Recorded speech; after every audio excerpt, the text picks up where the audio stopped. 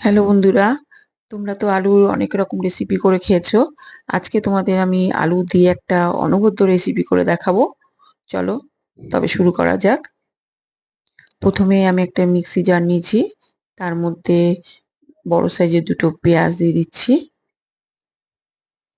দিচ্ছি আদা, আর দেবো 4-5টা রসুন কোয়া দিয়ে একটা পেস্ট তৈরি করে নিচ্ছি। পেস্টটা আমার রেডি। এইবারে আমি 4টে বড় সাইজের টমেটো নিয়ে একটু ভাপিয়ে নেবো।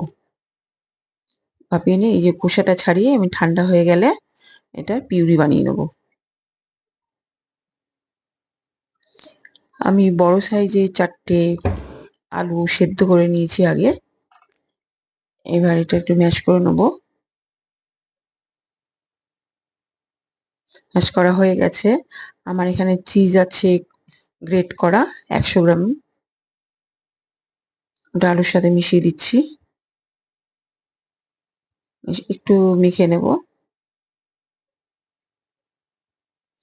আর দেব 6 চামচ কিশমিশ। এটা আমি একটু জলে ভিজিয়ে রেখেছিলাম কিছুক্ষণ আগে। দিচ্ছি স্বাদ মতো নুন, গরম মশলার গুঁড়ো 1/2 চামচ, আর 1/2 চামচ শুকনো লঙ্কার গুঁড়ো দিয়ে এবার পুরো মশলাটা দিয়ে আলুটা ভালো করে মিশিয়ে নেব।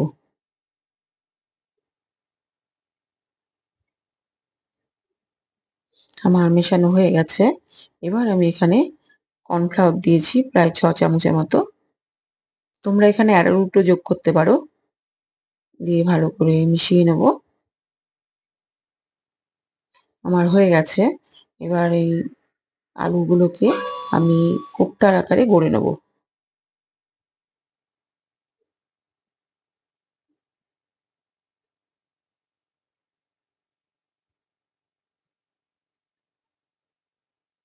এইভাবে করে নেব।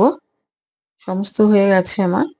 এইবার এই কোপ্তাগুলোর মধ্যে একটা একটা করে আমি মাঝখানটায় গর্ত করে নিয়েছি হাত দিয়ে করে।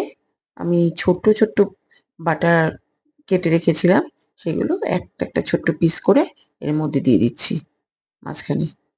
দিয়ে মুখটা আটকে দেবো।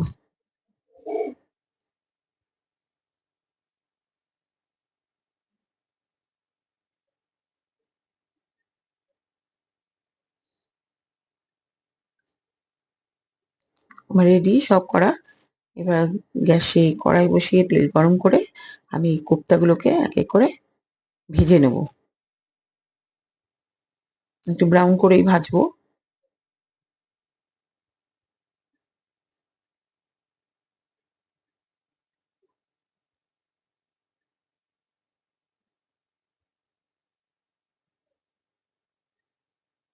ভাজা হয়ে গেলে আমি তুলে নিচ্ছি।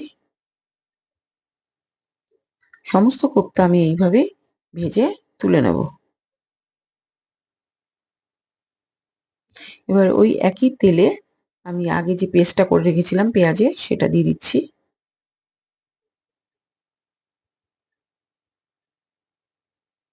দিয়ে একটু নেড়ে নেব পেঁয়াজের গন্ধটা যাওয়া পর্যন্ত। নেড়ে নিয়ে এর মধ্যে দিচ্ছি স্বাদ মতো নুন, দিচ্ছি লঙ্কার গুঁড়ো 1 চামচ, দিয়ে আবার একটু কষিয়ে নিচ্ছি।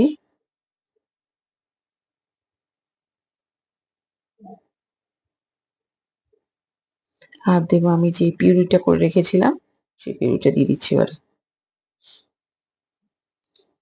দিয়ে ভালো করে মিশিয়ে নেব। এটা নাড়বো বেশ কিছুক্ষণ। এবার আমি এখানে দিচ্ছি একটু টমেটো কেচাপ। এই 2 চামচের মতো টমেটো কেচাপ দিয়ে দিলাম। দিয়ে ভালো করে মেশাবো। এর মধ্যে আমি কোনো হলুদ ব্যবহার করব না। দিচ্ছি অল্প করে চিনি। এটা অপশনাল, তোমরা দিতেও পারো নাও দিতে পারো।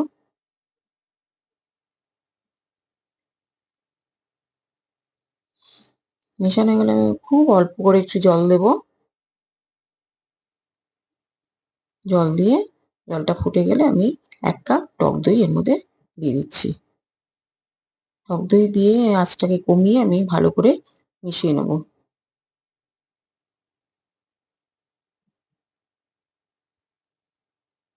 ঝোলটা একটু ঘন হয়ে গেলে আমি কোপ্তাগুলো এর মধ্যে আস্তে আস্তে দিয়ে দিচ্ছি।